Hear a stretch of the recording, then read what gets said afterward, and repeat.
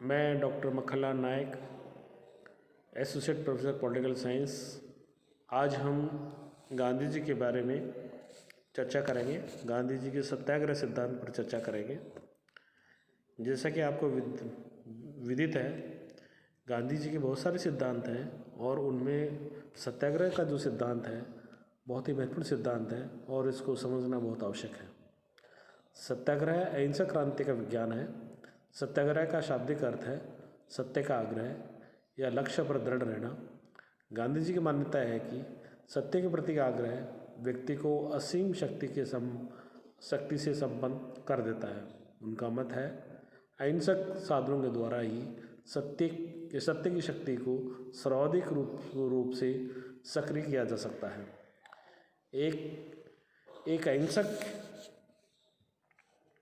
एक अहिंसक कार्य पद्धति के रूप में सत्याग्रह का अर्थ है ऐसा दृष्टिकोण जिसमें सबके प्रति जागृत प्रेम और सबके लिए कष्ट सहने की तत्परता व्यक्ति की प्रेरणा बन जाए। इस प्रकार सत्याग्रह को आत्मबल अथवा प्रेम बल का नाम दिया जा सकता है।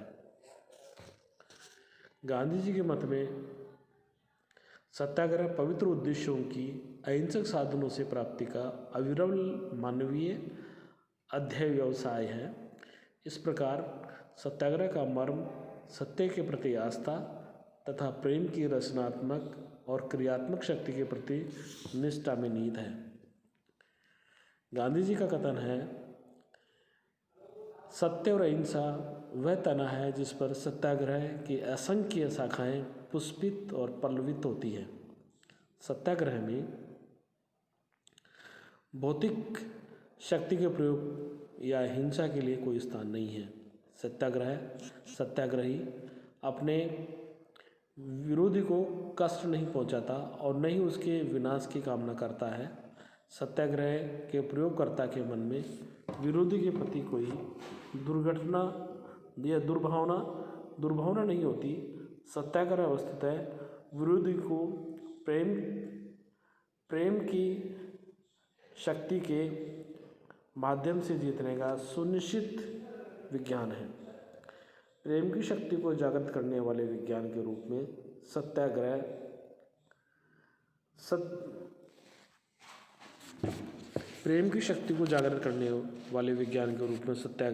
सत्य के प्रति समर्पित प्रेम का दूसरा नाम है। गांधी के अनुसार सत्याग्रह एक ऐसा सिक्का है जिसमें एक ओर प्रेम, दूसरी ओर सत्य अंकित है। सत्याग्रह अपनी सक्रियता के लिए विरोधी की सम्मति पर निर्भर नहीं करता। यह आत्मा की शक्ति के आधार पर क्रियाशील होता है। अतः सत्याग्रही के मन में आत्मा की अमरता के प्रति पूर्ण विश्वास होता है। सत्याग्रही मन में जानता है कि मृत्यु अन्याय के विरुद्ध संघर्ष का अंत नहीं है, अपितु वह जीवन की अनंत परिक्रमा के एक चरण की समाप्ति मात्र है। अतः उसे मृत्यु से भी कोई भय नहीं होता है। सत्याग्रही शरीर को आत्म साक्षात्कार का एक माध्यम भर मानता है। उसे जब ये लगता है कि उसका शरीर उसके विरोधी को सत्य का ज्ञान होने के मार्ग में बाधा उपस्थित कर रहा है, तो वह अपने प्राणों का उत्सर्ग करने के लिए सहर्ष तैयार हो जाता है। इस सत्य का ज्ञान होने के कारण ही आत्मा शरीर को नष्ट हो जाने के पश्चात भी अस्तित्व में रहती है। सत्याग्रही इस बात के लिए अधीर नहीं होता है कि वह अपने भौतिक शरीर को धारण करते हुए ही सत्य की विजय को अनुभव करे। यह अंततः सत्य की विजय के प्रति आश्वस्त रहकर अपने भौतिक हितों की चिंता से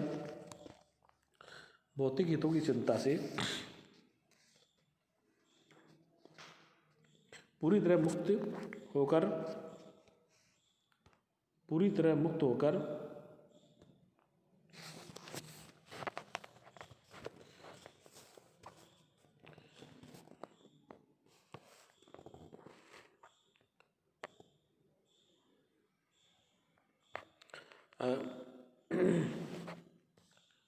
सत्याग्रह इस बात के लिए अधीर होता है कि वह अपने भौतिक शरीर को धारण करते हुए भी सत्य की विजय को अनुभव करे। यह अंततः सत्य की विजय के प्रति आश्वस्त रहकर अपने भौतिक हितों की चिंता से पूरी तरह से मुक्त होकर न्याय और सत्य के लिए संघर्ष में जुट जाता है। वस्तुतः सत्याग्रह ही विजय का रहस्य विरोधी को सत्य का ज्ञान कराने के प्रयास में प्राणों का भी त्याग कर सकने की सत्याग्रह की क्षमता में निहित रहता है। सत्याग्रही अपने विरोधी का कोई नुकसान नहीं पहुंचाता, वह तो तर्कों और तथ्यों की विनम्र प्रस्तुति के द्वारा उसके विवेक को जागृत करने का प्रयत्न करता है अथवा आत्म बलिदान के द्वारा उसके हृदय को द्रवित करने का प्रयास करता है। अतः सत्याग्रह में सत्याग्रही का कल्याण भी निहित है, उस व्यक्ति का कल्याण भी जिसके विरुद्ध सत्याग्रह किया जा रहा है। यदि सत्याग्रही न्याय के लिए संघर्ष करते हुए अपने प्राण दे देता है तो उसके जीवन की सार्थकता का स्पष्ट प्रमाण है। ये प्राणोत्सर्ग की तत्परता के माध्यम से विरोधी को इस रूप में लाभान्वित करता है कि इस प्रक्रिया में उसके मन पर छाया हुआ अज्ञान, अंधकार, अहंकार, स्वार्थ और क्रोध का आवरण हट जाएगा और सत्य का साक्षात्कार कर सकेगा। सत्याग्रह और निष्क्रिय प्रतिरोध में भेद। सत्याग्रह की तकनीक गांधी के तत्व ज्ञान का परिणाम है। सत्याग्रही वस्तुतः विरोधी के असत्य और पशुबल के विरुद्ध समस्त आध्यात्मिक क्षमताओं को प्रयुक्त करता है। इसी कारण गांधी जी ने सक्रिय प्रतिरोध और सत्याग्रह में भेद किया है। गांधी जी ने प्रारंभिक वर्षों में अपने अहिंसक आंदोलन को निष्क्रिय प्रतिरोध का नाम दिया था, किंतु बाद में उन्होंने अनुभव किया कि इस नाम में इस अस्त्र की मूल शक्ति का आभास नहीं होता। उसकी व्याख्या कमजोर व्यक्तियों द्वारा अपनाए जाने वाले अस्त्र के रूप में की जा सकने की आशंका थी। अतः उन्होंने सत्याग्रह और निष्क्रिय प्रतिरोध को पर्यायवाची नहीं माना। उन्होंने कहा कि मैंने निष्क्रिय प्रतिरोध और सत्याग्रह के मध्य स्पष्ट भेद किया है। जब तक मैंने सत्याग्रह के सिद्धांत की पूर्ण तार्किक और आध्यात्मिक मीमांसा नहीं की थी, तब मैं सत्याग्रह और निष्क्रिय प्रतिरोध को पर्यायवाची शब्दों के रूप में प्रयुक्त कर देता था। निष्क्रिय प्रतिरोध को कमजोरों का अस्त्र समझा जाता है। साथ ही निष्क्रिय प्रतिरोध में अहिंसा के प्रति नैतिक निष्ठा और सत्य के मध्य अक्षुण्ण समर्पण के भाव अनिवार्य रूप से विद्यमान नहीं होते। इस प्रकार सत्याग्रह निष्क्रिय प्रतिरोध से 3 अनिवार्य संदर्भों में भिन्न है। सत्याग्रह कमजोरों का नहीं है, अपितु शक्तिशाली लोगों का अस्त्र है। ये किसी भी परिस्थिति में हिंसा के औचित्य को स्वीकार नहीं करता तथा प्रत्येक परिस्थिति में सत्य के प्रति अडिग आग्रह को अनिवार्य मानता है। गांधी ने स्पष्ट किया कि निष्क्रिय प्रतिरोध में विरोधी के प्रति घृणा विद्यमान रह सकती है और व्यावहारिक प्रतीत होने पर हिंसा और बल प्रयोग को भी उचित ठहराया जा सकता है। दूसरी ओर सत्याग्रही किसी भी परिस्थिति में अपने विरोधी को भयभीत करना नहीं चाहता। वह तो विवक्षी से हार्दिक प्रेम करते हुए स्वयं कष्ट सहकर विरोधी के सोए हुए आत्मबल को जागृत करना चाहता है। सत्याग्रही विरोधी के भौतिक बल से भयभीत नहीं होता है, क्योंकि वह तो सत्य की खातिर प्राणों की बाजी लगा देने के लिए भी तत्पर रहता है। सार्थक निष्क्रिय प्रतिरोध नकारात्मक व्यवहारिकता है, जबकि सत्याग्रह सकारात्मक नैतिकता है। सत्याग्रही मानसिकता की आवश्यक शर्तें हैं। गांधी जी का स्पष्ट मत था कि नैतिक बल के रूप में सत्याग्रह का प्रयोग सभी के द्वारा नहीं किया जा सकता है। सत्याग्रह केवल उन लोगों द्वारा किया जा सकता है जो सत्याग्रही मानसिक स्थिति को अर्जित कर ले और जिनके मन में सत्य की सुरक्षिता और उसकी अमोघ शक्ति के प्रति अडिग आस्था हो। सत्याग्रह की जीवंत शक्ति वस्तुतः आत्मिक शक्ति है। गांधी जी स्वीकार करते थे कि आत्मिक शक्ति को पूर्ण तेजस्विता को जागृत करना एक कठिन साधना है। अतः सत्याग्रह सब लोगों के द्वारा नहीं किया जा सकता है। केवल वे ही लोग सत्याग्रह कर सकते हैं जो आचरण व अंतःकरण की पवित्रता द्वारा सत्याग्रह की उदाम शक्ति को जागृत कर पाने की क्षमता रखते हो। गांधी जी ने सत्याग्रह करने में सक्षम होने के लिए आवश्यक मानसिक स्थिति को उत्पन्न करने के लिए आचरण कुछ नियमों का प्रतिपादन किया। और ये नियम हैं सत्याग्रही को। पहला है सत्याग्रही को नश्वर शरीर से पृथक अस्तित्व और शाश्वत सत्ता रखने वाली आत्मा में आस्था रखनी चाहिए। उसे भौतिक बल के विरुद्ध आत्मिक शक्ति की सुरक्षितता में अटूट श्रद्धा अडिग विश्वास रखना चाहिए। नंबर 2, सत्याग्रह को अपने विरोधी के अनिवार्य ईश्वरत्व में विश्वास होना चाहिए। गांधी जी के शब्दों में यदि विपक्षी सत्याग्रही को असंख्य बार धोखा भी दे दे तो भी सत्याग्रही अगली बार उस पर विश्वास करने को तत्पर रहता है। मानव प्रकृति में अटूट आस्था रखना सत्याग्रह धर्म का मुख्य तत्व है। तीसरा, सत्याग्रही अपने मन को निर्मल और मस्तिष्क को खुला रखता है। निर्मल मन से वह विरोधी के प्रति कोई घृणा या द्वेष रखे बिना विरोधी के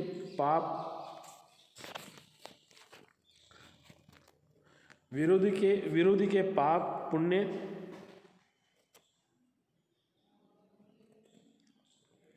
पाप अन्याय और दोषों के विरुद्ध युद्ध करता है। साथ ही खुले मस्तिष्क से विपक्ष के दृष्टिकोण को समझने के लिए सदैव तत्पर रहता है। जहाँ उसे अपनी भूल अनुभव हो वह साहसपूर्वक उसे स्वीकार कर लेता है, किंतु जब तक उसे यह अविश्वास हो कि वह सत्य के पक्ष पर है, वह विरोधी के दबाव या भौतिक भय के आगे 1 इंच भी झुकने को तैयार नहीं होता है। चौथा है सत्याग्रह आत्मिक शक्ति का विज्ञान है तथा ईश्वर में आस्था आत्मिक शक्ति का विज्ञान है तथा ईश्वर में आस्था इसकी प्रभावशीलता और विश्वसनीय गारंटी है। अतः सत्याग्रह में निष्ठा और गुण महत्वपूर्ण है, संख्या महत्वपूर्ण नहीं है। एक प्रभावशाली सत्याग्रह अकेले व्यक्ति द्वारा भी किया जा सकता है और एक पूरे जन समुदाय द्वारा भी। ये निश्चित है कि सत्याग्रह में भाग लेने वाले व्यक्तियों की संख्या सत्याग्रह की प्रभावशीलता का निर्णायक आधार नहीं होती है। गांधी जी ने स्पष्ट किया कि सादा और पवित्र जीवन व्यतीत करते हुए व्यक्ति सत्याग्रह की पूरी क्षमता का प्रयोग करने में सक्षम हो सकता है। एक सत्याग्रह के लिए गांधी जी ने आचरण के कतिपय अनिवार्य नियम प्रतिबद्ध किए। इन नियमों को गांधी जी ने सत्याग्रही के अनिवार्य संकल्पों की संज्ञा दी। इन संकल्पों में गांधी जी ने जो बातें बताई उसमें सत्य, अहिंसा, अस्तेय, अपरिग्रह, कायिक श्रम, अस्वाद, ब्रह्मचर्य, निर्भीकता, कष्ट सहिष्णुता, विनम्रता, अस्पृश्यता निवारण और सब धर्मों के प्रति सम्मान का भाव को प्रमुख रूप से रखा है। गांधी जी के जो संकल्पों में जो बातें थी उसमें सत्य, अहिंसा के साथ में अस्तेय का मतलब होता है किसी वस्तु के प्रति लालच का भाव न रखना, किसी विशेष वस्तु के प्राप्ति की इच्छा न करना और अपने आवश्यकताओं को न्यूनतम करना। जो इसमें नेक्स्ट है अपरिग्रह। अपरिग्रह का अर्थ है असंग्रह, अर्थात समस्त भौतिक वस्तुओं के त्याग की तत्परता। इसका व्यावहारिक अर्थ है कि व्यक्ति अपनी आवश्यकताओं की वस्तुओं के अतिरिक्त अन्य किसी भौतिक वस्तु को अपनी निजी संपत्ति के रूप में ग्रहण नहीं करे। व्यक्ति अपनी आवश्यकताओं को भी इतना सीमित कर ले कि वह केवल उन वस्तुओं और तत्वों को आवश्यक माने जो उसके भौतिक शरीर को बनाए रखने के लिए अनिवार्य हो। नेक्स्ट है कायिक श्रम। श्रम या रोटी के लिए श्रम से गांधी जी का तात्पर्य प्रत्येक व्यक्ति अपने शरीर के निर्वाह के लिए साधन जुटाने के लिए अनिवार्य रूप से कुछ भौतिक श्रम करे। गांधी जी ने स्पष्ट किया कि मानसिक और बौद्धिक कार्य को कायिक श्रम नहीं माना जा सकता है। छठा है अस्वाद। सादा भोजन करना और जीभ के स्वाद में आसक्त न होना अस्वाद है। अगला है ब्रह्मचर्य। ब्रह्मचर्य का तात्पर्य है कि गांधी जी ने व्यापक रूप से परिभाषित किया है इसको। उन्होंने इंद्रियों पर नियंत्रण की क्षमता को ब्रह्मचर्य माना। उन्होंने कहा कि हमें ब्रह्मचर्य का मूल अर्थ समझना चाहिए। ब्रह्मचर्य आचरण की पद्धति है। अतः ब्रह्मचर्य का अर्थ है ऐसा आचरण जो ब्रह्म अर्थात सत्य की खोज के लिए अपनाया जाए। इस व्यापक अर्थ में ब्रह्मचर्य का एक विशिष्ट अर्थ निहित है, वह है समस्त इंद्रियों पर नियंत्रण। अतः ब्रह्मचर्य का अर्थ केवल यौन सुखों के प्रति संयम के सीमित अर्थ में नहीं ग्रहण किया जाना चाहिए। नेक्स्ट है निर्भीकता व कष्ट सहिष्णुता। निर्भीकता से तात्पर्य है कि किसी भी भौतिक चिंता या बाह्य भय से पूरी तरह मुक्त हो जाना। गांधी जी उपनिषद के इस मत से सहमत थे कि समस्त भय शरीर को केंद्र बनाकर ही उत्पन्न होते हैं। अतः यदि संपत्ति, परिवार और शरीर के प्रति मोह समाप्त हो जाए तो व्यक्ति पूर्ण निर्भीकता धारण कर सकता है। गांधी जी ने स्पष्ट किया कि निर्भीकता की पूर्व शर्त है भौतिक और सांसारिक मोह से मुक्त व्यक्ति किसी भी कष्ट को तत्परतापूर्वक सहन करने को तत्पर हो जाएगा। इसी तरह से विनम्रता और अस्पृश्यता, निर्वाण और सब धर्मों के प्रति सम्मान का आदर भाव को गांधी जी ने सत्याग्रह के लिए आवश्यक माना है। अनिवार्य संकल्पों को संज्ञा दी है गांधी जी ने। तो यदि हम सत्याग्रह के महत्व और उसके साधनों की चर्चा करते हैं तो गांधी जी ने स्वीकार किया है कि सत्याग्रह के माध्यम से सामाजिक, आर्थिक, राजनीतिक, अंतर्राष्ट्रीय किसी भी प्रकार की समस्या का समाधान किया जा सकता है। किंतु उन्होंने स्पष्ट किया कि सत्याग्रह किसी भी कार्य के लिए नहीं किया जा सकता। सत्याग्रह शब्द में ही अंतर्निहित है, ये केवल न्याय सम्मत और उचित लक्ष्यों को प्राप्त करने के लिए ही किया जा सकता है। तो गांधी जी ने स्पष्ट किया कि इसका महत्व क्या है कि जो न्याय सम्मत और उचित लक्ष्य हैं उसको प्राप्त किया जाए और इस सत्याग्रह के माध्यम से प्राप्त किया जा सकता है।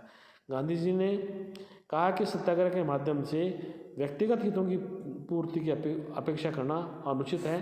गांधी जी ने सत्याग्रह के अनेक रूपों को स्वीकार किया, जिसमें असहयोग आंदोलन है, हड़ताल करना है, बहिष्कार है।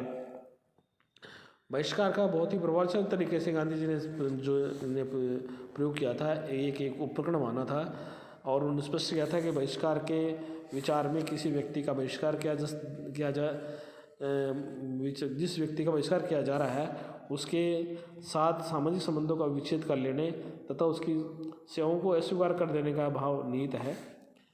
और अगला उन्होंने बताया कि धरना और सविनय अवज्ञा, उपवास। तो गांधी जी ने इन सब, और हिजरत का अर्थ है स्वेच्छा से स्थान को प्रवृत्त कर लेना। तो और उपवास का अर्थ है गांधी जी ने आत्मशुद्धि का उपाय माना उपवास को, और उन्होंने ये माना कि उपवास को सत्याग्रह का एक महत्वपूर्ण साधन मानते हुए गांधी जी ने उसके दुरुपयोग के विरुद्ध चेतावनी दी। उन्होंने कहा कि उचित और न्यायसम्मत कार्य के लिए किया गया उपवास आत्मशुद्धि का मार्ग है। क्योंकि उपवास कर रहा व्यक्ति या तो इस प्रक्रिया में ये समझ जाएगा कि वह गलत बात के लिए आग्रह कर रहा है, अथवा उपवास द्वारा कष्ट सहिष्णुता विरोधी को द्रवित कर देगी, उसका दृष्टिकोण प्रवृत्त हो जाएगा। स्वार्थपूर्ण प्रयोजनों के लिए किए जाने वाले उपवास को गांधी जी ने अनुचित और अनैतिक माना, क्योंकि इसके द्वारा वास्तव में विरोधी के विरुद्ध मानसिक हिंसा की जाती है। हिजरत का अर्थ, जैसे कि गांधी जी ने बताया कि स्वेच्छा से स्थान को प्रवृत्त कर लेना सत्याग्रह है। तो इस तरह से बहुत ही विस्तृत रूप से गांधी जी ने सत्याग्रह पर की विवेचना की, सत्याग्रह के मर्म को समझाया। धन्यवाद।